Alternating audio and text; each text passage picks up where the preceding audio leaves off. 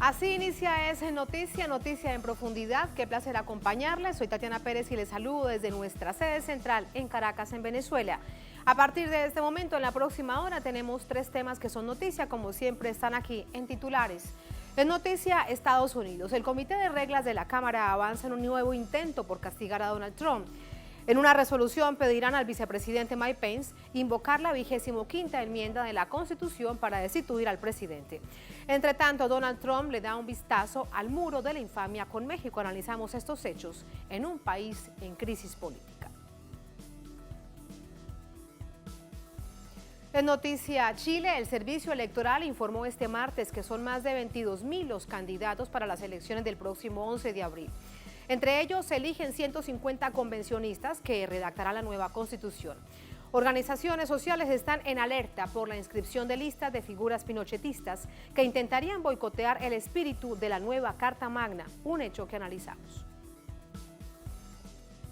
Y en noticia Colombia, se revelan nuevos detalles sobre el genocidio del Partido Unión Patriótica. Según una publicación periodística, un agente secreto de Israel fue parte de la estrategia armada por Virgilio Barco, presidente en 1986, para eliminar a la organización de izquierda.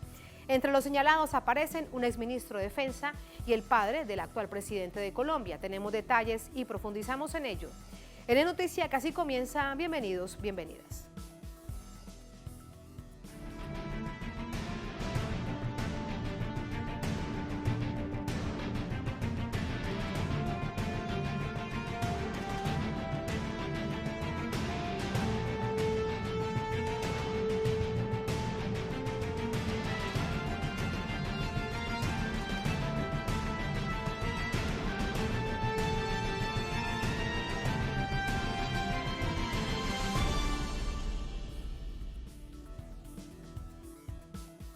En noticia Estados Unidos, los adversarios de Donald Trump continúan buscando alternativas para borrar del escenario político al derrotado presidente saliente, quien luce cada día más acorralado. Revisamos los hechos de esta jornada.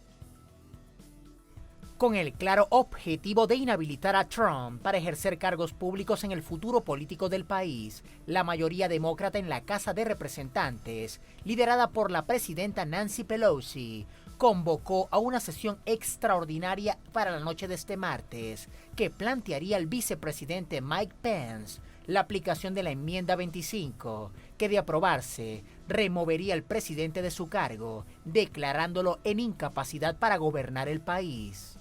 Por otro lado, el extremista y polémico dirigente declaró la mañana del martes, antes de viajar al estado de Texas, al sur del país, que está siendo sometido a un asedio nunca antes visto y que, a pesar de renegar de la violencia, continúa exacerbando los ánimos de sus seguidores. En lo referente a eso, no queremos violencia, nunca hemos querido violencia, no queremos absolutamente ningún tipo de violencia. Y en cuanto al juicio político, es realmente la continuación de la mayor caza de brujas en la historia política de nuestro país. Es ridículo, es absolutamente ridículo. Esto del juicio político está causando un tremendo enojo y ustedes lo están haciendo. Y es realmente algo terrible lo que están haciendo. Discurso que contrasta con la clara beligerancia mostrada el pasado 6 de enero, horas antes de los destrozos ocurridos en el Capitolio. Increíble por lo que tenemos que pasar. Es increíble por lo que hemos tenido que pasar. Y tienes que hacer que tu gente pelee. Y si no pelean, tenemos que eliminar a los que no pelean. Tenemos que sacar del infierno a los que no pelean. Vamos, yo mismo le informaré quiénes son. Ya puedo decirles, francamente, pero este año, con el pretexto del virus chino y la estafa de las papeletas de votación por correo, los demócratas intentaron el robo electoral más descarado y escandaloso. Nunca nadie había hecho nada como esto. Es un robo puro en la historia de Estados Unidos. Todo el mundo lo sabe. Esa elección, nuestra elección, terminó a las 10 de la noche. Estábamos liderando en Pensilvania, Michigan, Georgia, por cientos de miles de votos. Y luego, a última hora de la noche o temprano en la mañana, ¡boom!, de repente aparecieron todas esas mentiras. Las temerarias declaraciones y convocatorias se presentan en un contexto de extrema tensión en el país, donde además de haber convocado la presencia de al menos 15.000 efectivos de la Guardia Nacional para garantizar el resguardo del Capitolio, preocupan las denuncias realizadas por el FBI por la convocatoria a manifestaciones de grupos explícitamente armados en las sedes legislativas de los 50 estados del país, con epicentro en la capital, Washington, D.C. Ahí están los hechos de esta jornada. Sumamos más situaciones. Por ejemplo, ¿qué pasa esta noche en la Cámara de Representantes cuando de nuevo la mayoría demócrata intenta castigar al presidente Donald Trump vía el vicepresidente Mike Pence? Le preguntamos de esto y más a Aiza García, nuestra corresponsal para América del Norte de Ciudad de México. Aiza, muy buenas noches. Adelante con lo que sucede primero esta noche. Buenas noches, Tatiana. Durante largas horas los congresistas en la Cámara Baja han estado debatiendo acerca de este proyecto de resolución que es el que pide al vicepresidente Mike Pence que asuma el poder y que reúna al gabinete para destituir al presidente Donald Trump. Y bueno, hay otro camino que también se está evaluando y que será votado mañana, que es el de someter a votación la posibilidad de un segundo juicio a Donald Trump. Hay que decir que los últimos días de Donald Trump en la presidencia de Estados Unidos están dando mucho de qué hablar. Se le ve cada vez más aislado. Vaya crisis política que enfrenta al país en medio de una pandemia que se abre paso cada vez más. Y hoy Trump hizo su primera aparición pública, Tatiana, desde el miércoles pasado, que estuvo en el National Mall, tú recordarás, poco antes de que sus seguidores marcharan hacia el Capitolio, como él les pidió, y causaran fuertes destrozos en las instalaciones e incidentes violentos que dejaron 6 muertos, incluidos 2 oficiales de la policía del Capitolio. En medio de largos debates entre congresistas en torno a la aplicación de la enmienda 25 de la Constitución para destituir de inmediato a Trump, el mandatario afronta la posibilidad también, como te decía, de un segundo juicio político y crecientes peticiones de que renuncie. Cada vez, Tatiana, hay más republicanos que se suman a apoyar la idea de un juicio político a través de una resolución que será votada mañana miércoles. Sería una segunda resolución. Y en medio de todo esto, el presidente Donald Trump declaró este martes que las gestiones en el Congreso para someterlo a juicio político por segunda vez están causando enorme enojo en la nación, pero que él no está a favor de la violencia. En su viaje a Álamo, Texas, hoy, para supervisar la construcción del muro fronterizo con México, que le ha costado a Estados Unidos más de 15.000 millones de dólares, Trump marcó distancia de la violenta insurrección en el Capitolio el miércoles pasado y aseguró que sus arengas a sus seguidores el miércoles fueron totalmente apropiadas. Exactamente, Trump dijo que la 25ª enmienda representa cero riesgo para él. Por ello, dijo que volverán a cazar a Joe Biden y a su administración. Como dice la expresión, le dijo a Biden, ten cuidado con lo que deseas. El impeachment es el juicio político, dijo que era la continuación de una de las más grandes cacerías de brujas de la historia del país y está causando tremendo enojo. Bueno, eso es lo que piensa Donald Trump, que está causando enojo, división y dolor en el país. Pero bueno, hay que tener claro que esto para él es un tema muy peligroso, pero y para los Estados Unidos, especialmente en estos tiempos. Pero mira, Tatiana, faltan 8 días para que Trump deje la Casa Blanca y hay que ver cómo él aprovechó hoy ese viaje a la frontera para mencionar lo que consideró logros de sus 4 años de gobierno. Entre tanto, los congresistas están por otro lado y están tratando de votar mañana otro texto de ley en que se le acusa de incitar a una insurrección el miércoles 6 de enero. El documento añade que Trump amenazó la integridad del sistema democrático, interfirió con la transición pacífica del poder y traicionó la confianza de la ciudadanía. Palabras mayores. Uno de los congresistas señaló que el presidente saliente seguirá siendo una amenaza a la seguridad nacional, a la democracia y a la Constitución si sigue en el cargo. Así las cosas, crece el número de congresistas, como te decía, que quieren fuera de la Casa Blanca ya al magnate y sobre todo inhabilitarlo para que no vuelva a ocupar puestos públicos en lo adelante. Por lo pronto, sus cercanos cuentan, como te decía antes, que él pasa los últimos días de su presidencia aislado y repudiado por empresarios, por antiguos aislados y miembros de su propio partido. Lo que hizo hoy en la frontera fue un acto para dejarse ver y bueno, hacer como el miércoles pasado. Perdí las elecciones, no lo va a reconocer nunca, las perdió, pero bueno, quiere mostrar que él sigue estando en el poder y decidiendo cosas, Tatiana. Y sobre todo decidiendo cosas que son absolutamente polémicas, que además fueron promesas de campaña. Todo esto hay que plantearlo también con el análisis político. Aiza, gracias siempre, muy buenas noches. Muy buenas noches para ti también, Tatiana. Buenas noches. Vamos a analizar todos estos hechos con Juvencio Rocha. Él es periodista, experto en asuntos migratorios, dirigente de una ONG mexicana. Nos acompaña desde Carolina del Norte. Juvencio, ¿cómo está? Muy buenas noches. Muy buenas noches, Tatiana. Un gusto saludarte. Muchísimas gracias. ¿Cómo se vive desde esta región de Estados Unidos, desde Carolina del Norte, esta convulsión social que tiene como epicentro sin duda Washington y lo que vimos hace unos días, el Capitolio estadounidense? Bueno, como siempre lo hemos dicho desde un principio, desde el primer momento que tomó protesta este jefe de Estado, que este era una amenaza para la nación, una amenaza para la democracia de este país, lo cual ahora ya es una evidencia y es bien marcado. Tuvimos que esperar casi por 4 años hasta que llegara a hacer este horror y esta magnitud de violaciones a los derechos, violación a la Constitución, violación en su totalidad. Muchos lo catalogan como un monstruo que ha destruido el bienestar y la democracia de este país.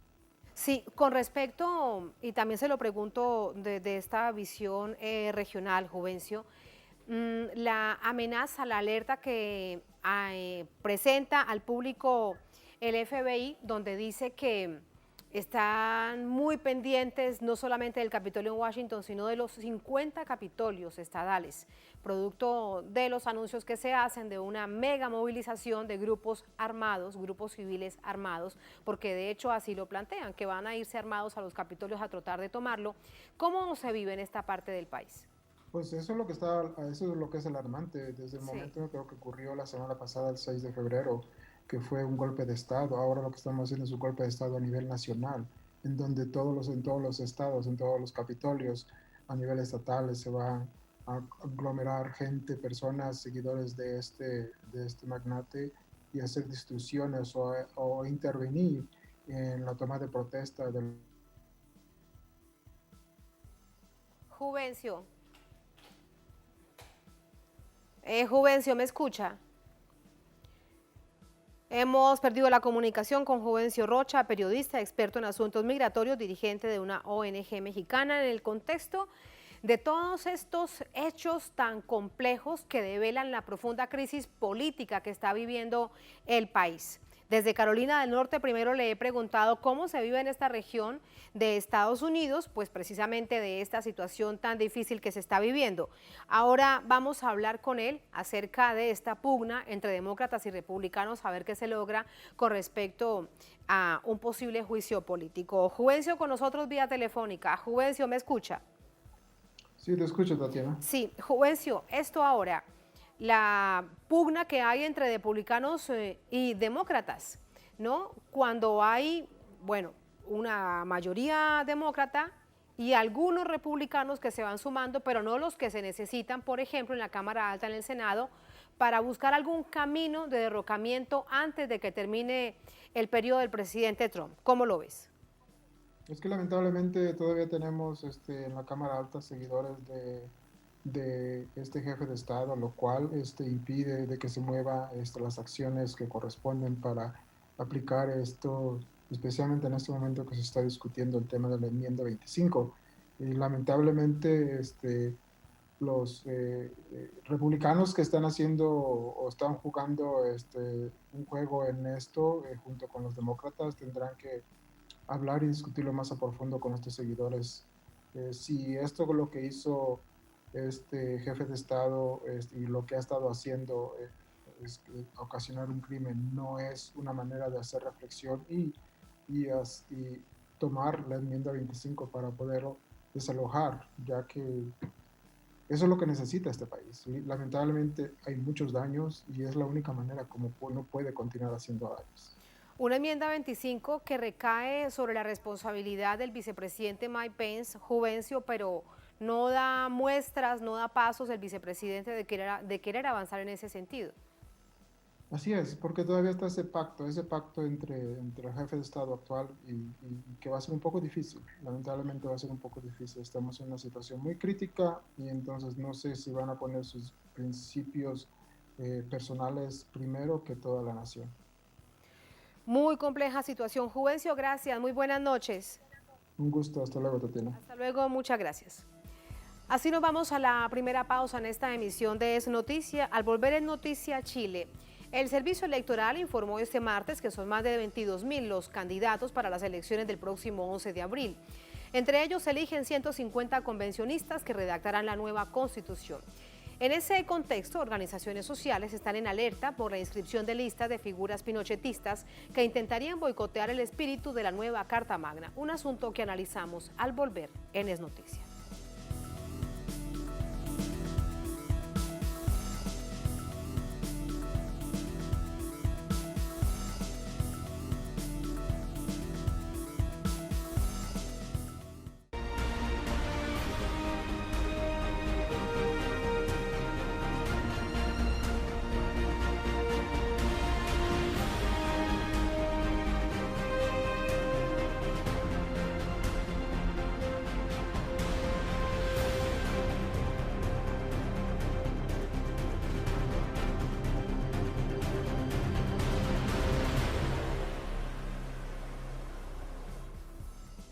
En Noticia Chile, el Servicio Electoral se copó de candidatos y candidatas no solo para las elecciones de concejales, alcaldes y gobernadores.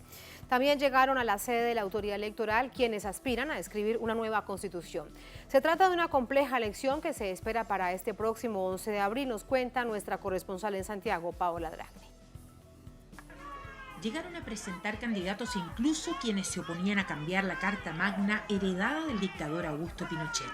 Los partidos de derecha y ultraderecha unidos en medio de los abucheos. Yo estoy conforme con que todos hayamos buscado nuestras mejores cartas para buscar el bien de Chile. La llamada oposición, en cambio, con una decena de listas y pactos.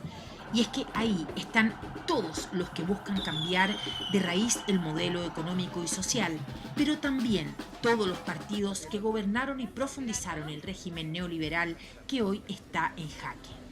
No hemos estado a la altura del mandato ciudadano del 25 de octubre que pidió no solo el apruebo, sino que una nueva constitución con nuevos contenidos. Pero también con nuevos protagonistas en la arena política, insisten desde otra lista de oposición. Ciudadanía ha sido muy clara y lo fue en el plebiscito, pero lo ha sido también en todas las manifestaciones que ha hecho, que quiere que la nueva constitución la construyan fundamentalmente ciudadanos y ciudadanas. No parece fácil. La segregación para los independientes estuvo hasta en el proceso de inscripción. Lo que hemos apreciado es una ausencia total de la prensa que no está interesada en dar cobertura al movimiento social. Sin embargo, aquí a la vuelta, donde están los partidos inscribiéndose, está toda la prensa. Esa es la diferencia que en este país ha generado tanta desigualdad. Y allí estaban también familiares y amigos de los presos políticos para recordar a las víctimas que la efervescencia electoral intenta dejar atrás. Se está peleando una nueva constitución gracias a toda esta gente que se movió, salió a la calle y le puso el corazón y el cuerpo a esta lucha. Una lucha que encarnan parte de las y los trabajadores que se agrupan en la lista de la Unión Patriótica junto al movimiento de izquierda revolucionario MIR. Estamos en la calle, en la barricada, en el debate, en la marcha, compañeros, y también, por cierto, en estos pequeños espacios de libertades democráticas mínimas que han costado sangre, De hecho, muchos de los que resistieron la represión policial durante el estallido se reunieron en la llamada Lista del Pueblo, que está en la oposición, pero que se aleja de la política tradicional. Mientras en la lista de Chile Apruebo con Dignidad, el Frente Amplio logró hacer alianza con el Partido Comunista y otras orgánicas. Este acuerdo está basado entonces no solo en la idea de elegir muchos convencionales, sino que estamos de acuerdo en un programa que es fundamentalmente un programa antineoliberal. Ahora lo que importa es formular los proyectos constituyentes que cada uno defiende, que cada lista defiende, que cada candidato defiende, y ponerlos a juicio ante la ciudadanía y que la ciudadanía decida. Una decisión que parece jugarse entre la oferta neoliberal y la antineoliberal, más allá de la propia oposición al actual gobierno, que, entre otras cosas, antes de la nueva Constitución, quiere dejar amarrados tratados internacionales como el TPP-11.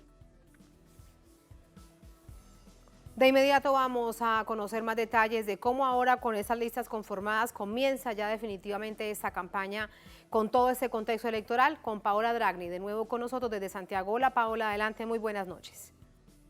¿Cómo estás, Tati? Un gusto saludarte a ti y a toda la audiencia de Telesur. La verdad es que es bastante difícil comprender esta próxima elección. Comentábamos con algunos corresponsales extranjeros lo difícil que ha sido durante todas las noches, la madrugada y el día de hoy comprender la conformación de listas. Son más de 22.000 los candidatos que se inscribieron, candidatos y candidatas, pero esta no es la última palabra. En realidad, el 23 de enero el Servicio Electoral se va a pronunciar en el Diario Oficial sobre aquellas candidaturas que finalmente fueron aceptadas, si es que pueden haber sorpresas. Y hoy día han habido muchísimas sorpresas y sobre todo, ya lo decía esto en la presentación, Tatiana, con aquella lista de la derecha, que finalmente fue toda unida, la centro derecha, la derecha tradicional y también la ultraderecha. Esos personajes como José Antonio Kast, que la verdad levantan muchísimas críticas, incluso la centro derecha, pues fueron todos unidos en una lista única. Y hoy se conocieron algunos nombres que van de candidatos, entre ellas, por ejemplo, Teresa Marinkovic, una licenciada en filosofía que se ha hecho conocida en redes sociales por sus columnas audiovisuales de ácidos comentarios en contra de la izquierda. Solo por nombrarte uno, Tatiana, recordarás el pasado 3 de octubre cuando Carabineros empuja a un joven que cae al río Mapocho. Ella hace un Twitter preguntando cómo estará el estado de salud de este joven que nadaba en el río Mapocho. Este es el estilo de esta candidata altamente pinochetista, igual que José Antonio Kast, y que pretenden, después de haber criticado todo el proceso de cambio de constitución, estar ahí en esos 155 escaños para redactar la nueva Carta Magna de Chile. Y bueno, los comentarios de los analistas políticos tienen que ver justamente con esta estrategia de la ultraderecha de participar de la redacción para seguir protegiendo los intereses de la derecha y por supuesto heredados de la dictadura de Augusto Pinochet. En cambio, en la oposición, ya lo veíamos en la nota, una variedad, la verdad es que muy amplia, que más bien hace pensar que la división está en el proyecto antineoliberal y en el proyecto neoliberal, porque hay que recordar que durante los 30, poco más años de gobierno, después de la dictadura de Augusto Pinochet, en manos de lo que hoy es la oposición, se profundizó este modelo y por eso es, digamos, la gran reclamación hoy día y el estallido social de octubre del 2019. ¿Y cómo se ve desde la visión periodística, por supuesto, Paola, la fortaleza, digamos, con la que se debería emprender toda esta campaña por parte de movimientos sociales, organizaciones de derechos humanos, después de todo este estallido social, partidos de izquierda que, como bien contabas en la nota, van en una coalición para hacer frente a una situación que ya es una verdadera realidad? Antes de conocerse las listas se denunciaba que sería así, ahora ya es una realidad. Esos son los contendientes. Tienes, por ejemplo, una lista que es de oposición, que es la lista del apruebo, se le pusieron así, lista del apruebo, pero tienes ahí el Partido por la Democracia con Heraldo Muñoz, que bien lo conocemos en Latinoamérica por impulsar el llamado Grupo de Lima, el Partido Socialista también, el Partido Progresista, es decir, son los partidos políticos tradicionales de la oposición hoy día, pero que han participado en los gobiernos de Ricardo Lagos, de Michelle Bachelet, de Eduardo Frei, profundizando este modelo. Tienes otras listas Una de las más conocidas, emblemáticas, es la lista de Chile Digno o Apruebo Digno. Cada una tiene un nombre que hace un guiño al apruebo, porque son todas de oposición. Pero ¿cuál es la diferencia? Tenemos en este espacio el Frente Amplio, que reúne a estos partidos más jóvenes con los que fueron dirigentes estudiantiles, que después se convierten en diputados. Tenemos al Partido Comunista y algunas organizaciones sociales y también independientes. Y luego tienes la lista por los movimientos sociales, que, bueno, ahí están en rostros muy conocidos como exdirigentes del Colegio de Profesores y movimientos sociales que, lo decía ayer Mario Aguilar, no responden a intereses políticos. Sin embargo, estas son grandes listas, y bueno, la lista del pueblo, que son personas completamente independientes, ni siquiera vinculadas a orgánicas sociales, como en el caso de la lista de, de los movimientos sociales. Ahí está. Son estas 4 grandes listas. Pero ¿qué pasa en los distritos pequeños? Hay listas que, por ejemplo, van solamente en un distrito y no están en ninguna otra parte del país. Y la negociación solamente en ese distrito puede incluir cruces entre estas listas grandes de las que estábamos hablando hace un momento. Y esta confusión de los nombres de listas hace que, por ejemplo, incluso medios internacionales hoy día hayan sindicado que, por ejemplo, el Partido Comunista va en alianza con esta lista de el apruebo, que en realidad no es así, porque esa lista del apruebo son los partidos tradicionales, pero que han profundizado el modelo neoliberal.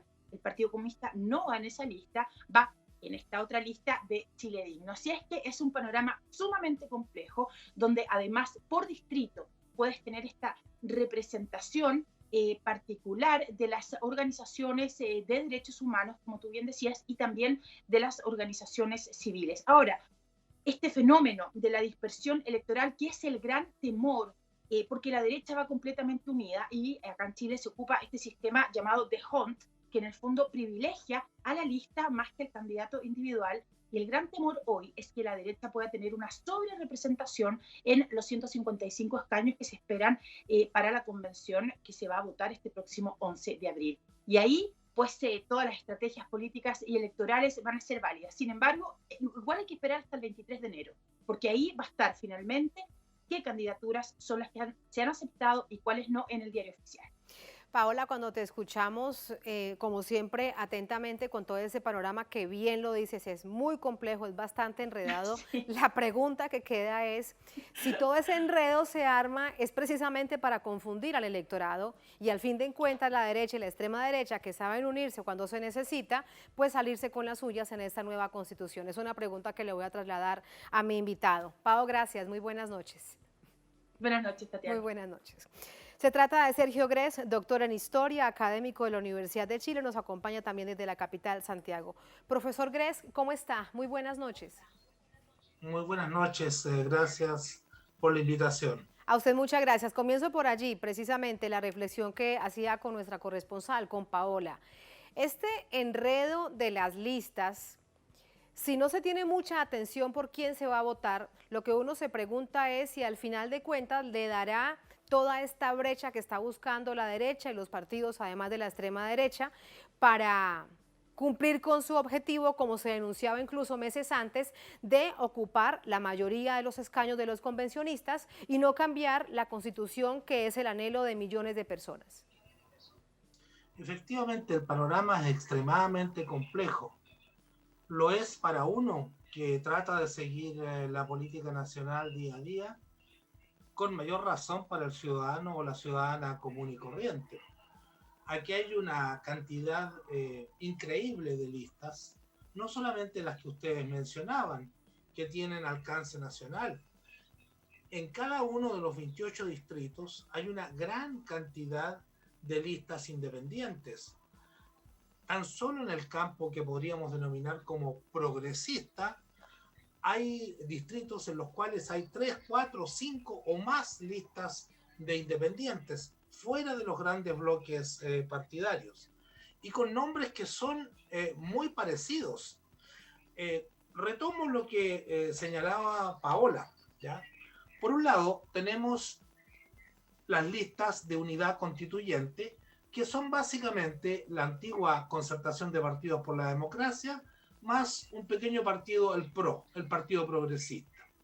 Pero recientemente se ha formado un pacto denominado Apruebo con Dignidad, que tiene 3 componentes fundamentales.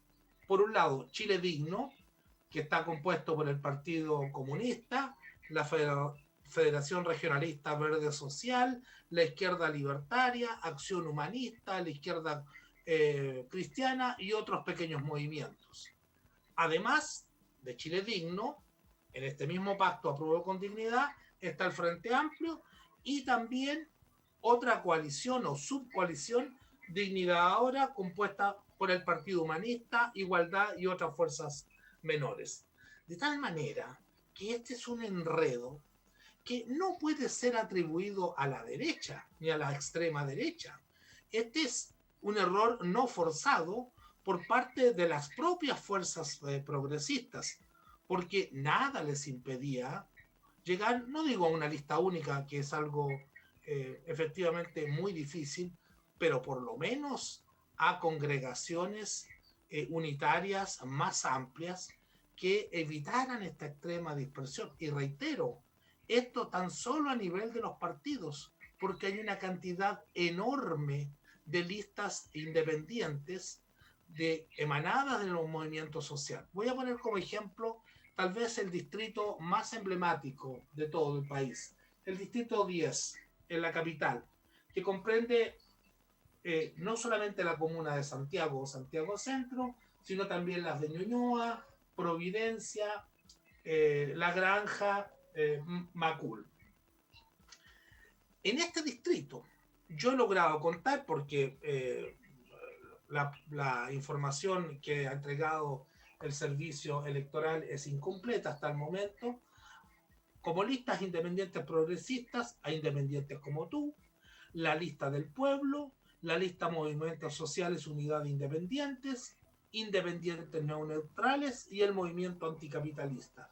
Es decir, a lo menos, y probablemente mi recuento es parcial, es incompleto, a lo menos 5 listas de independientes, no las voy a juzgar, pero que se autodefinen como progresistas y partidarios de un cambio sustantivo de la Constitución.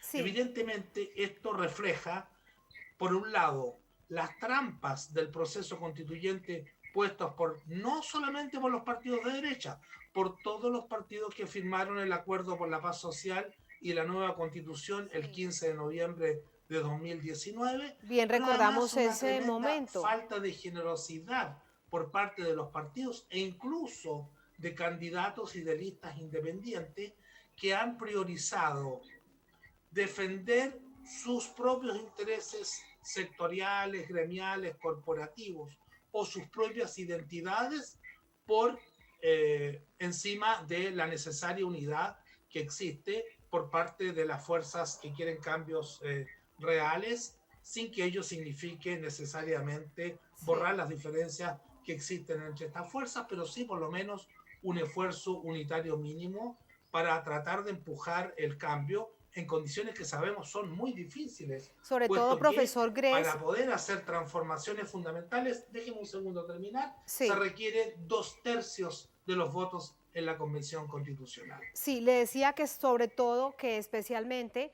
cuando lo que se ha visto durante todos estos meses, este año largo de estallido social, es que algunos de aquellas personas que se fueron a las calles, que tanto anhelaban ese cambio, y algunos de ellos que se han convertido también en referentes de lucha, pues van a quedar totalmente desdibujados, sobre todo cuando hay un poder político que precisamente trabaja allí y que sabe cómo moverse.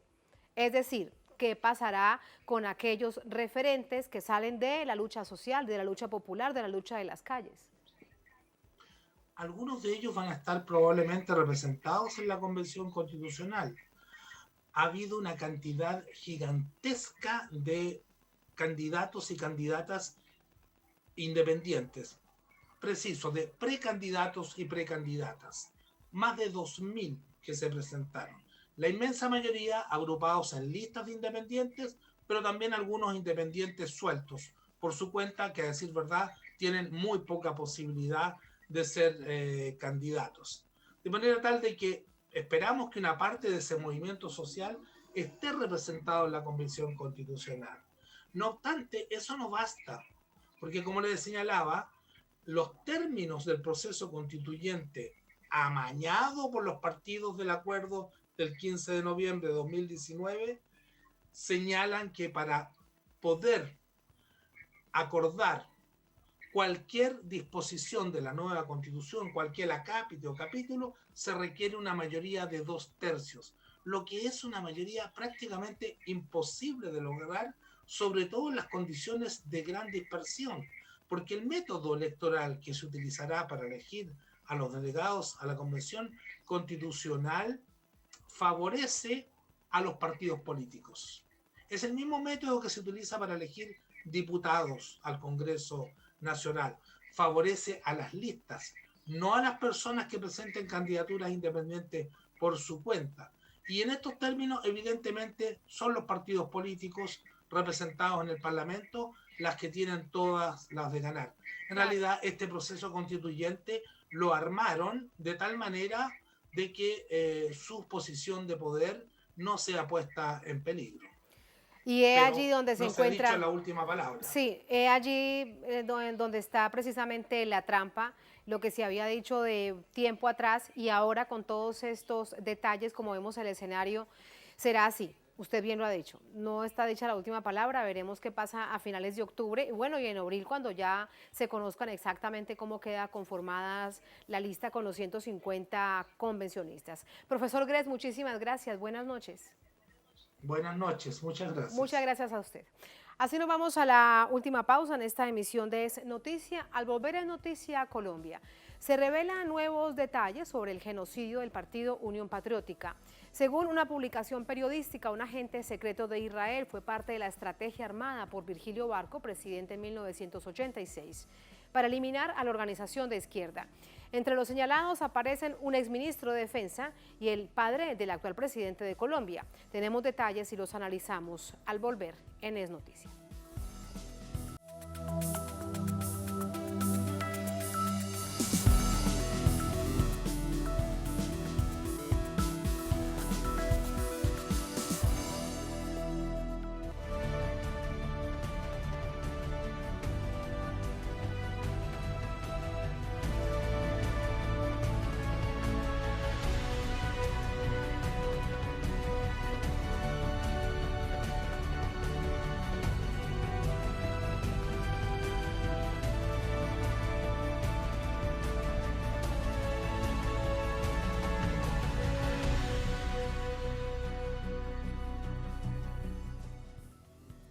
En Noticia Colombia, fuertes reacciones se generan ante la investigación publicada por el periodista Alberto Donadío, la cual muestra los vínculos entre el expresidente ya fallecido Virgilio Barco Vargas y el espía sionista Rafi Eitan en algunos de los años que marcaron el exterminio del partido de izquierda Unión Patriótica a finales de los años 80. Reacciones de rechazo al paramilitarismo instaurado en el Estado colombiano se han generado en las últimas horas. Esto debido a la publicación del artículo Virgilio Barco y el exterminio de la Unión Patriótica, publicado por el célebre y premiado periodista colombiano Alberto Donadío. La investigación da cuenta de la contratación por parte de Virgilio Barco Vargas, presidente de Colombia entre 1986 y 1990, del agente de inteligencia israelí Rafi Eitan, para exterminar a la militancia del Partido Comunista y de la Unión Patriótica, partido izquierda fundado apenas un año antes, en 1985, por los firmantes del Tratado de Paz de 1984 con el expresidente Belisario Betancur. El pasado domingo, en una entrevista a un medio local, Donadío leyó su artículo, expuso los testimonios y archivos jurídicos de la presidencia, de donde extrajo las evidencias y conversó sobre su proceso de investigación. Al respecto, reveló el ocultamiento de información por parte del Estado colombiano, en detrimento de las víctimas y del derecho de sus familiares a conocer la verdad. Yo estoy haciendo lo que recomendaba el presidente Barco. El presidente Barco fue el fundador del Archivo General de la Nación, que existe ahí a pocas cuadras de la Casa de Nariño. Y cuando se inauguró el Archivo General de la Nación, el presidente Barco en el discurso dijo que que los ciudadanos no solamente tienen derecho a fiscalizar a sus gobiernos y a sus mandatarios cuando están en funciones, sino que tienen derecho a hacer una fiscalización histórica. Entonces, esa es la única motivación, que no podemos demostrar con documentos y con pruebas redundantes. La recomendación de Eitan, pues es por la naturaleza misma de la misión oculta, porque es el presidente Barco el que, apartándose de sus funciones, contrata de una manera ilegal y de una manera oculta a un espía cuya trayectoria es matar y secuestrar. A propósito de esta investigación, el senador Iván Cepeda Castro escribió en su cuenta Twitter: señores, no es un montaje, son 6.000 víctimas de genocidio por las que ahora se debe responder. Asimismo, recordó que Rafael Zamudio, quien fuera ministro de Defensa durante el periodo de Barco, estuvo implicado en el genocidio. El general Zamudio, ya retirado, se expresó en forma reprochable en una entrevista radial, al decir: después de 35 años, hasta ahora vienen a descubrir, entre comillas, estas situaciones. La presencia en Colombia de Rafi Eitan, quien falleció en 2019, reconocido asesino a sueldo de la inteligencia israelí, alabado por los sectores sionistas más radicales, está comprobada. Sus actos ilícitos como mercenario están registrados en el mundo entero. Ahora, la opinión pública en Colombia exige que el general Zamudio hable y confiese la verdad sobre el genocidio de Unión Patriótica. Revisamos más reacciones a esta hora con nuestro corresponsal en Bogotá, Hernán Tobar. Hernán, muy buenas noches. ¿Alguna reacción, pronunciamientos, por ejemplo, de Casa de Nariño, teniendo en cuenta que entre la información, entre los documentos que aparecen, figura en primera línea como ministro de Minas, encargado además de Ecopetrol y de esa relación entre el gobierno del entonces presidente Virgilio Barco y este mercenario Rafi Eitan, quien era el padre del actual presidente de Colombia, Iván Duque? Muy buenas noches. Tatiana, muy buenas noches. Pues las reacciones no se han hecho esperar, sobre todo de los integrantes, que sobrevivieron en ese magnicidio, genocidio más bien, de la Unión Patriótica. Entre ellos, pues, la actual senadora Aida Abella, que exigió que se conociera la verdad y que el exgeneral Zamudio contara la verdad ante la Jurisdicción Especial para la Paz. Recordemos que ella sufrió un atentado en el año 1996 aquí en Bogotá mientras era concejal precisamente de ese partido, de la Unión Patriótica, y se vio forzada al exilio en Suiza. Y la otra reacción que se suscitó es precisamente de la agremiación que aglutina a los militares retirados, a CORE, asegurando que estas son informaciones infundadas, que no existen pruebas fehacientes sobre esa situación y que van a interponer medidas legales. Para otros sectores, Tatiana, lo que se ha venido generando aquí es una política de Estado frente al exterminio de la oposición en el país, que no ha caducado y que sigue vivo, y que lo podemos ver reflejado en los más de 250 firmantes de paz que han sido asesinados. Es una política de Estado que sigue vigente y que sigue cobrando víctimas. Esas han sido las reacciones, Tatiana, que desde aquí han surgido frente a esa información que se conoce en Colombia. A estas revelaciones después de tantas preguntas sin respuesta. Hernán, gracias. Muy buenas noches. Muy buenas noches. Hernán hablaba de Aida Abella, ahora vamos precisamente a analizar toda esta situación con ella. Es presidenta de la Unión Patriótica, es senadora de la República, nos acompaña desde Bogotá. Senadora, ¿cómo está? Muy buenas noches, bienvenida.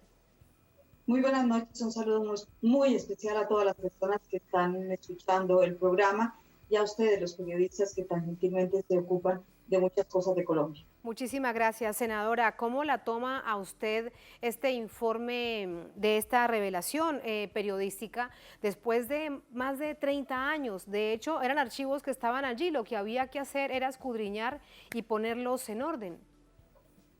Sí, incluso el Washington Post sacó en 1989 sacó un artículo diciendo que Etienne estaba aquí. ¿Por qué? Porque él tenía pues algunas cosas muy complicadas precisamente en los Estados Unidos. Él había infiltrado un informante a los Estados Unidos, que era Jonathan Jay Pollard, y que fue detenido por el FBI, pagó 30 años de cárcel precisamente por estar espiando. Y Israel pidió muchísimas disculpas a los Estados Unidos, que nunca se las aceptaron. Y después de eso viene para Colombia. No sé, había conocido al presidente Barco en algún momento, y yo me pregunto por qué estaba aquí. Cierto que él ha hecho determinadas afirmaciones que además figuran en varios artículos, por ejemplo, que toda operación de inteligencia es una alianza con el delito. Y efectivamente lo que hicieron con la Unión Patriótica no solamente fue delitos de lesa humanidad, como matar a la gente, y no persiguieron a la guerrilla, persiguieron fue a las personas que nunca tenían absolutamente nada, como los dirigentes sindicales, los dirigentes barriales y los dirigentes políticos. Y por eso en la práctica se presentaron tantas muertes, miles y miles de asesinatos. También tenemos más de 500 personas desaparecidas, tenemos gente que sacaron del país. Y en últimas, el ministro, que hoy tuve la oportunidad, no fueron sino como unos 10 minutos, tuve una entrevista que nos hizo una periodista, Vicky Dávila. Yo lo que noté es que estaba muy incómodo, porque estaba viva. Incluso el general Zambuti me dijo que yo había salido corriendo después del atentado y que quería que me quedara para que me mataran. Entonces yo sí creo que aquí hay unas situaciones muy complicadas que van a tener que explicar. Primero, el señor director, el presidente de Ecopetrol, el actual, tiene que darnos los contratos que hicieron con el señor Etienne. Tienen que figurar dentro de toda la historia de Ecopetrol. Tienen que decirnos cuánto costaron, porque lo que dice el periodista Donadio, que además es uno de los más prestigiosos investigadores, por lo menos en los asuntos de Colombia, es precisamente que fue Ecopetrol, es decir, Ecopetrol era como la caja menor de las matanzas en esa época patriótica. Eso no lo tienen que explicar, y tiene que ser el actual presidente de Ecopetrol, el que supuestamente estaba de director, pues ya murió el año pasado, pero el señor Bayón, que es el actual presidente, va a tener que explicarle a los colombianos por qué sacaban plata de Ecopetrol precisamente para hacer acciones encubiertas, porque esta es una acción encubierta que llevó y que contribuyó a la muerte de miles y miles de nuestros militantes. En ningún país del mundo, en ninguno, los genocidios son espontáneos, los genocidios son planificados. Los genocidios no solamente planifican el hecho de matar, sino también toda la acción de impunidad que tiene que haber y que rodear todas esas cosas. Yo creo que el peor terrorismo pues es el terrorismo de Estado, cuando las armas del Estado se vuelven contra los ciudadanos, que fue el caso clásico de la Unión Patriótica. Y desde luego a ellos no les gusta que hablemos tampoco de las listas que hicieron en ese momento contra los militantes, que esas mismas listas existen hoy. Es decir, siguieron con la misma teoría, con la teoría del enemigo interno. Tienen las listas, yo me pregunto y les he dicho en varios twitters, ¿por qué? ¿Quién tiene las listas de los desmovilizados? El gobierno. ¿Quién tiene la lista de la gente que está en sustitución de cultivos ilícitos? Pues también el Estado. ¿Quién tiene las listas de los dirigentes comunales? El Estado. Es decir, ahora tienen muchas más listas y son listas oficiales y listas formales. Claro. Y esto se necesita realmente una... Sí, yo se la escucho necesita. Usted. Sí. Realmente una infraestructura muy grande que solamente los tienen los cuerpos de inteligencia del Estado. Sí. Por eso estamos exigiendo la verdad completa, la verdad de todo, la verdad de lo que ocurrió, y lo que no sabíamos realmente era que Mossad estuviera tan vinculado a las cuestiones de Colombia, porque fue la central de inteligencia israelí la que en la práctica pues diseñó todas estas cosas, y lo que se pelearon, según el periodista, es quién la ejecutaba, si el Mossad o la ejecutaba el ejército colombiano, y dicen que el gobierno en ese momento dijo no, pues el ejército colombiano. Por eso estamos llamando a la JEP que cite al general Samudio Molina, porque en ese momento era el ministro y nos dijo hoy en el programa que él tenía muy buena memoria, total de que no tiene ninguna disculpa. Así que si tiene muy buena memoria, bueno, que sea citado entonces precisamente en la Jurisdicción Especial para la Paz para que entregue toda esta verdad con esta cantidad de preguntas sin respuesta. Usted lo escuchaba usted con respecto a esta nueva situación de tanta violencia que se está viviendo en Colombia y evidentemente es imposible no relacionar esta eliminación sistemática de la Unión Patriótica con lo que está pasando ahora con los excombatientes y con los líderes sociales. Ahora, Virgilio Barco estuvo 4 años en el poder, fue 4 años presidente de Colombia. Durante esos 4 años, ¿cómo se vivió esta violencia, senadora, en contra de la Unión Patriótica? Recordemos que fueron prácticamente 2 décadas de exterminio del partido. Sí, durante el periodo de 1986 al 90, se produjeron la mayor cantidad de muertos de la Unión Patriótica, de desaparecidos, de amenazas y de destierro. Total de que esos años en la que se mataba gente todos los días, teníamos que estar en los cementerios, teníamos que estar recibiendo las llamadas de nuestros compañeros de diferentes partes del país y efectivamente se produjeron en ese momento. Y por eso es quien estaba dirigiendo el Ministerio de la Defensa tiene que responder. Y hoy nos dijo que claro, que él si lo citan las entidades va, no va porque nosotros hemos solicitado, no, él va si lo cita la JEP. Y yo creo que la JEP tiene que convocarlo a una audiencia especial, aunque él dijo que él no conocía al señor Etienne, que nunca había estado en la presidencia con él, que nunca lo había visto por ningún lado, pero parece que no tiene buena memoria. Yo sí creo que el ministro de la Defensa de ese momento, tal y como lo señalan las cosas, y iremos a mirar el contrato que le hizo Ecopetrol, los dineros que sacaron para las acciones encubiertas que dieron como origen una matanza impresionante a un partido político. Ninguna democracia puede llamarse democracia con un genocidio. Es lo que está ocurriendo actualmente. Son los mismos métodos, con listas, van a buscar a la gente, les hacen la famosa inteligencia, que para mí no es inteligencia, sino son prácticamente barbaridades que hacen, porque siguiendo pues las cosas que planteaba el señor Etienne, sobre todo que toda operación de inteligencia es una alianza con el delito, sabían a ciencia cierta que estaban cometiendo delitos, sabían a ciencia cierta que estaban violando los derechos humanos y saben en este momento también que lo están haciendo y realizando. Por eso preguntamos, ¿quiénes son las Águilas Negras? ¿Dónde operan? ¿Qué hacen? ¿Dónde se esconden? ¿Quiénes son los comandantes? Si no los descubren es porque realmente es el propio Estado. Claro, sobre todo porque no hay una sola captura de esas llamadas Águilas Negras, así que llama profundamente la atención.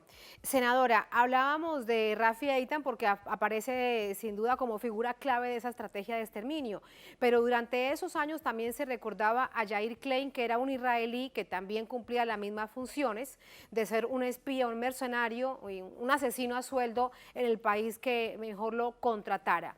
¿Cree usted que habrían más mercenarios, más presencia, no solamente ellos, del Mossad en el territorio colombiano? Sí, parece que habían otros de nacionalidad inglesa.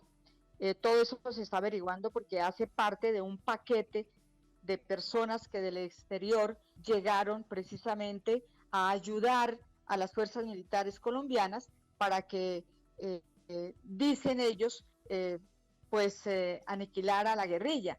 El problema es que no se enfrentaron con la guerrilla, el problema es que se iban a matar a los dirigentes sindicales a la salida de la fábrica, iban a las fincas bananeras de Urabá a matar a la gente cuando salían en los buses del trabajo. Era gente completamente desarmada, era gente que estaba en la vida civil, que ejercía su trabajo, pero no solamente eso, sino que también los dirigentes políticos. Ustedes pudieron ver lo que hicieron con el baile rojo, que a mí me da la impresión de que es lo que están haciendo con la gente que se desmovilizó, es decir, con la lista que tienen, porque a todos los bancarizaron, es decir, todos tienen una tarjeta bancaria, saben dónde están sacando la plata, etcétera. ¿Quién puede seguir todos esos rastros? Pues los cuerpos de seguridad del Estado. y por eso lo que nosotros exigimos es que paren la matanza, porque si el presidente tiene que dar la orden de parar la matanza, esa matanza tiene pues una estructura muy grande que solamente la puede tener el Estado. Y por eso es que nosotros estamos solicitando a la JEP que convoque, que cite también al actual ministro. Yo al señor fiscal general de la Nación, ese es un fiscal de bolsillo, todo el mundo sabe. ¿Acaso es que los colombianos nos hemos dado cuenta que lo pusieron ahí para no solamente sostener la impunidad, sino para sacar a mucha gente buena de la fiscalía?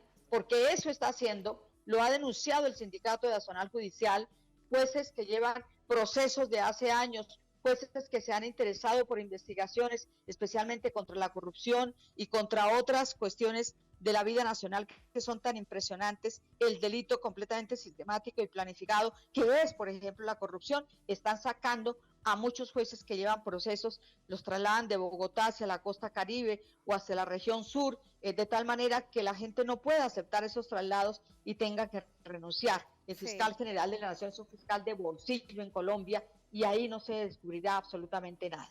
Por fortuna, en este momento, producto del proceso de paz, sigue, a pesar de que intentan quebrarla y bloquearla, la Jurisdicción Especial para la Paz.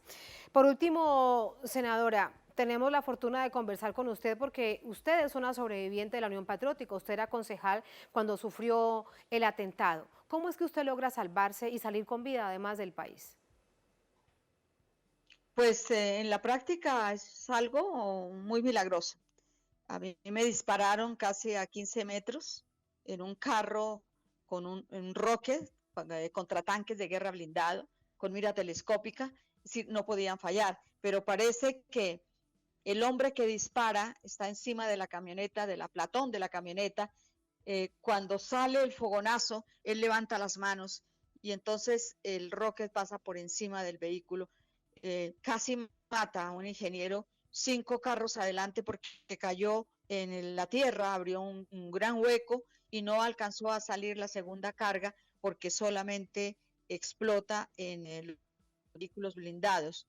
Así es de que yo tuve que salir del país porque después llamaban que iban a bombardear el Consejo de Bogotá y por no poner más gente en peligro y demás, yo me fui del país y me fui del país a trabajar y a trabajar por Colombia. A mí me sacaron, pero nunca me fui de mi país. Porque después regresa y tenemos la fortuna de conversar con usted, se presenta a las elecciones y es senadora de la República, cuando además han regresado la normativa de la Unión Patriótica, que también era un pedido durante todos esos años de todos ustedes que lucharon tanto en el exilio para que se devolviera la personería jurídica. Senadora, un placer conversar con usted, muchísimas gracias por recordar toda esta situación tan difícil, ahora que hay, bueno, siguen muchas preguntas sin respuesta, pero alguna línea de investigación que se pueda abrir sobre los autores intelectuales de este genocidio. Muchas gracias, muy buenas noches. Gracias a ustedes, muy amables y un saludo muy fraterno para todos los venezolanos, colombianos y... Muchísimas gracias. Gracias a ustedes por habernos acompañado. Ponemos punto final a esta emisión de Es Noticia. Un placer como siempre. Sigan con nosotros.